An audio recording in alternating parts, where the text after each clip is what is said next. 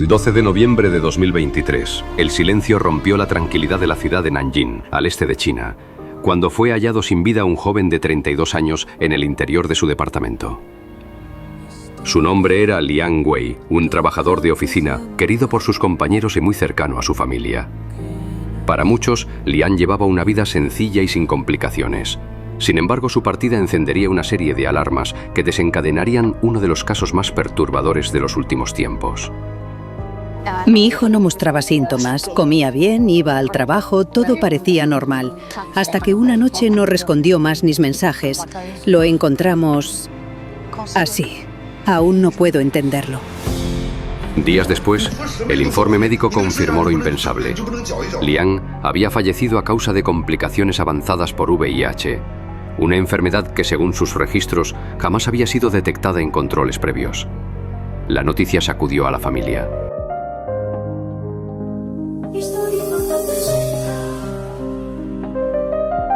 El paciente presentaba signos de un estado inmunológico deteriorado, típico de una infección no tratada durante un largo tiempo.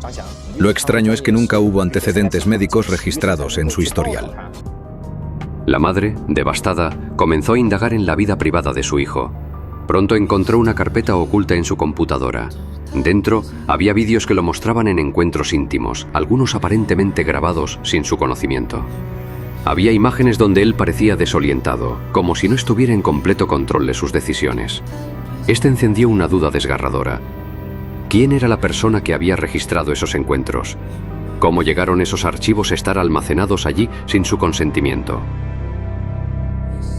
Oficial Lin Bao, Policía de Investigaciones.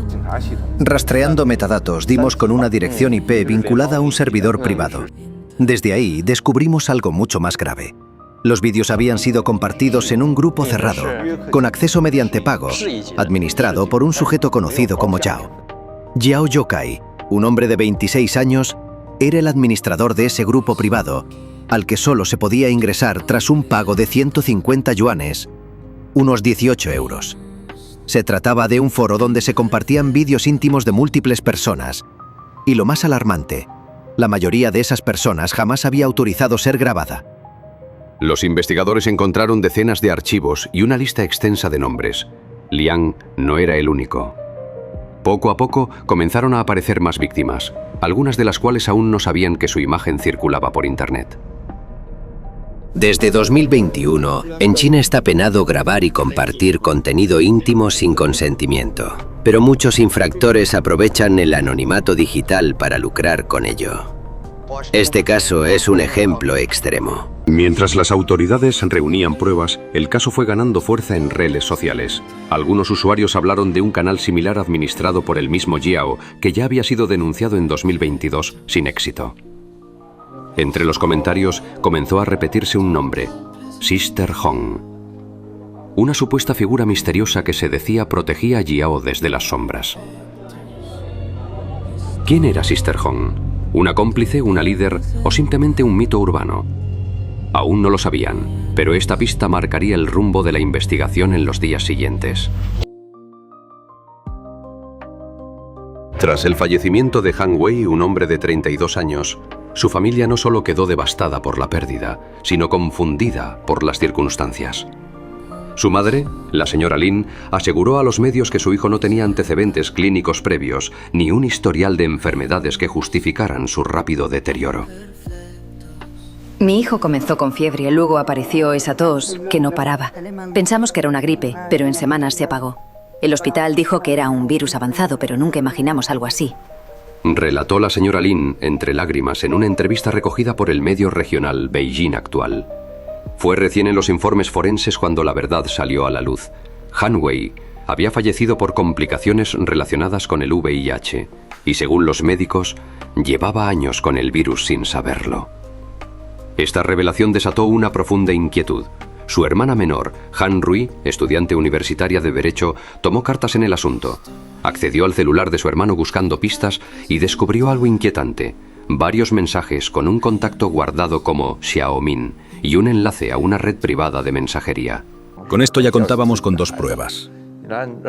Primero estaba la laptop, que tenía esos vídeos y carpetas, y luego el celular, que pertenecía a un grupo VIP. A partir de esto formulamos una hipótesis. Al principio, Liang Wei no estaba al tanto de las grabaciones, pero después parece que sí se enteró y hasta formaba parte del grupo, aunque no tenemos certeza de esto. Lo que parecía solo un canal más de entretenimiento para adultos, en realidad era una comunidad secreta. Acceder requería una membresía de 150 yuanes y los nuevos miembros debían ser verificados manualmente por el administrador del grupo. Me sorprendió lo meticuloso del sistema. Todo estaba camuflado como contenido exclusivo para adultos, pero en el fondo había grabaciones muy privadas, muchas con nombres falsos pero rostros reales. No había consentimiento. Eso lo supe al ver que mi hermano aparecía en uno de esos vídeos claramente sin saber que estaba siendo filmado. El grupo era gestionado por un usuario bajo el seudónimo de Sister Hong. El nombre se repetía como moderador, creador de contenido y encargado de pagos. Pero no era una mujer. Las investigaciones posteriores revelarían que detrás de ese apodo se encontraba un joven llamado Nanjing Hongji, un ex estudiante de informática de 38 años, conocido por su habilidad con la programación y su carácter reservado. Lo primero que hicimos fue rastrear los servidores a los que estaba vinculado ese grupo. Resultó estar conectado a un servidor en la provincia de Zhejiang, con múltiples redirecciones para evitar ser detectado. Era una red bien armada. Nos sorprendió la capacidad tecnológica del sospechoso. Mientras las autoridades trazaban un mapa digital de las operaciones, otros testimonios comenzaron a surgir.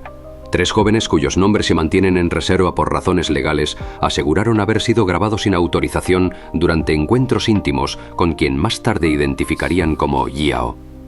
Uno de ellos, llamado Wenbo, brindó su declaración. Él parecía alguien amable. Dijo que estaba estudiando cine, que grababa todo como práctica artística. Nunca imaginé que mis imágenes iban a terminar en una red donde la gente pagaba por verlas. La situación escaló aún más cuando se supo que Nanjing Hongji utilizaba estas grabaciones para alimentar su red de suscriptores privados, algunos incluso fuera de China. El caso no solo levantó olas de indignación en plataformas chinas como Weibo, sino que comenzó a atraer la atención internacional. Y mientras tanto, más víctimas potenciales comenzaban a hablar. Muchas con miedo, otras con indignación. Estos casos no son nuevos en el ámbito digital, pero lo que sorprende aquí es la sistematicidad. No era solo una conducta inapropiada, era una estructura comercial con fines de lucro basada en vulnerar la privacidad ajena. La familia de Han Wei, junto a otras 5 personas afectadas, presentó una denuncia colectiva en el mes de marzo de 2024. Fue así como el caso comenzó a tomar forma judicial, bajo la figura de violación grave de la privacidad e intromisión ilícita a la intimidad con fines de lucro. La magnitud de las pruebas nos obligó a tomar medidas urgentes. Se ordenó el cierre del grupo, la incautación de los dispositivos electrónicos de Yao y la protección de las identidades de las víctimas. La Ley de Protección de Información Personal, vigente desde 2021, fue la base para los cargos. Pero todavía faltaban piezas por descubrir. Y pronto, entre las conversaciones filtradas, aparecería un archivo con detalles aún más oscuros, registros de pagos, usuarios VIP y un listado de encuentros que abría la puerta a una posible red de explotación organizada. La pregunta ahora era, ¿actuaba Nanjing Hongji solo? ¿O Sister Hong era apenas la cara visible de algo aún más grande? A medida que pasaban los días, la familia de Sang Wei seguía buscando respuestas. Habían logrado confirmar que su hijo no había sido el único afectado. Tras su fallecimiento comenzaron a recibir mensajes anónimos. Personas que afirmaban haber estado en contacto con él y que ahora temían por su salud. Muchos de ellos, jóvenes entre los 20 y 30 años, preferían el anonimato, pero narraban una historia en común. Todos afirmaban haber conocido a San a través de redes privadas y foros alternativos. Fue entonces cuando uno de los amigos más cercanos de San, identificado como Liu Mingao, decidió romper el silencio. En su testimonio explicó que había conocido a San a través de un grupo privado de mensajería, el cual tenía acceso restringido mediante un pago. Él me dijo que había encontrado un grupo donde compartían contenido, cosas privadas. Al principio parecía inofensivo, pero luego empezaron a circular vídeos muy personales. Algunos no sabían que estaban siendo grabados, otros se dieron cuenta demasiado tarde. Las autoridades ya habían recibido denuncias similares meses antes, pero hasta ese momento no había suficiente información para actuar. Lo alarmante era que el grupo estaba bien organizado. El acceso tenía un costo de 150 yuanes, unos 18 euros al cambio actual, y según los informes se actualizaba con regularidad. El administrador usaba un alias conocido en foros como Sister Hon, un nombre que pronto se haría tristemente célebre. Recibimos reportes desde 2022, pero eran difíciles de verificar. Nadie quería testificar. Fue la muerte de San lo que cambió todo. La gente empezó a hablar por miedo, no por justicia. Querían asegurarse de no estar en esos archivos. En una operación discreta, la policía logró infiltrarse en el grupo. Se sorprendieron al descubrir que Sister Hon no era una mujer, como se había hecho creer, sino un hombre identificado como Nanjing Hongyi, de 38 años. Su perfil era meticuloso. Tenía estudios en informática y había trabajado como técnico en empresas de software. Sabía cómo borrar rastros, cambiar IPs y utilizar redes cifradas. Era metódico. Usaba múltiples servidores para alojar los archivos, todos ubicados fuera de China. Eso dificultó el rastreo. Pero cometió un error. Uno de los dispositivos estaba sincronizado con su correo personal. Los vídeos compartidos en el grupo fueron recuperados. Las autoridades confirmaron que al menos 36 personas aparecían en ese material, todas en situaciones privadas y muchas sin saber que habían sido grabadas. Estamos ante una conducta con elementos compulsivos. El sujeto buscaba control, validación y una sensación de superioridad al manipular la privacidad de otros. No parecía hacerlo solo por dinero. Entre los archivos se encontró una carpeta llamada Naturaleza, donde Yao guardaba imágenes organizadas con etiquetas como otoño, invierno y noche. No eran paisajes, eran personas en momentos íntimos editadas con filtros y hojas virtuales sobrepuestas. Un patrón que revelaba una fijación por asociar la naturaleza con sus víctimas. Es como si tratara de justificar sus acciones como parte de algo natural. Pero no lo era. Lo que hacía era manipular y traicionar la confianza de otros. El caso tomó relevancia nacional. Los medios empezaron a llamarlo la Hermana Roja, haciendo referencia tanto a sus ediciones como al archivo con el que organizaba a sus víctimas. Pero no fue hasta que una figura inesperada se pronunció que el caso llegó a su punto más álgido. Yo también estuve ahí. No sabía que me estaban grabando. Lo supe cuando una amiga me mandó un video. Quería desaparecer. Yo también estaba ahí. Yo tenía idea de que me estaban grabando. Ella, o más bien él, decía que era mujer. Al final, creo que todos fuimos tontos. No sé qué decir. Estoy asustado. Tengo miedo de que esto acabe mal. Muy mal. Al final me di cuenta de que fuimos más de 200 hombres que cayeron en este juego. En este juego sucio. A pesar de que muchos afectados no quisieron presentar denuncia formal por temor al estigma, la evidencia digital recopilada fue suficiente para que el caso avanzara. En redes, la presión social exigía justicia. Incluso se empezó a escribir un libro digital no autorizado titulado Hon, la Hermana Roja, narrando los eventos desde una perspectiva ficticia, pero claramente inspirada en los hechos. Todo apuntaba a una sentencia firme, pero Nanjing Hongyi no parecía preocupado. En los interrogatorios iniciales se mostraba frío, distante, como si aún no comprendiera la gravedad de lo que había hecho. La detención de Nanjing Hongyi, conocido en redes como Sister Hon, marcó el fin de una investigación que estremeció a toda la ciudad. Su caso no solo expuso un complejo entramado de engaños personales, sino también una red de grabaciones realizadas sin consentimiento, que luego eran compartidas de forma indebida en grupos cerrados. Todo comenzó con el fallecimiento de Liang Wei, un joven de 32 años quien vivía solo en un pequeño departamento. Su caso no levantó sospechas inicialmente, pero con el paso del tiempo, y gracias a algunos detalles descubiertos por sus familiares, se abrió una carpeta de investigación. Sin saberlo, Liang había sido la primera persona en caer en el juego de apariencias de Sister Hong, y su muerte fue el primer paso para descubrir toda la verdad. Siempre la veíamos bien vestida, callada, amable. Hasta nos regalaba fruta, nadie sospechaba nada. Sister Hong había logrado construir una imagen que le permitía acercarse a decenas de personas a través de aplicaciones y redes sociales. Aparentaba ser una mujer casada en busca de nuevas amistades y jamás pedía dinero. Su solicitud era diferente: productos de uso diario como leche, aceite o papel higiénico. Esto desarmaba cualquier sospecha.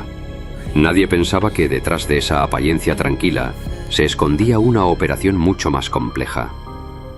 La forma en la que operaba estaba bien pensada. No solo cuidaba su imagen, también evitaba dejar rastros.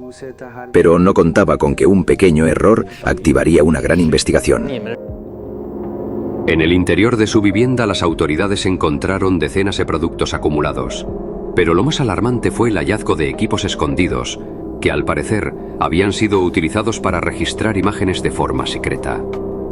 Estas grabaciones eran distribuidas sin permiso en plataformas de difícil rastreo. Las personas involucradas no sabían que estaban siendo registradas. Conforme avanzó la investigación, se identificó a más de 200 personas que habían tenido contacto con Sister Hong. Muchas de ellas se acercaron preocupadas por su bienestar, mientras que otras denunciaron haber sido engañadas o vulneradas emocionalmente. Ante el riesgo sanitario, se activó un plan de evaluación médica gratuita para quienes pudieran haber estado expuestos a cualquier situación de riesgo. Por respeto a la privacidad no podemos dar detalles sobre el estado de salud del detenido, pero sí podemos asegurar que se están tomando todas las medidas para cuidar a las personas afectadas. Actualmente, Sister Hong permanece en detención preventiva a la espera de su juicio. De ser hallado culpable por los cargos relacionados con la creación y distribución de contenido no autorizado, podría enfrentar una condena de hasta 20 años, según la ley vigente en China.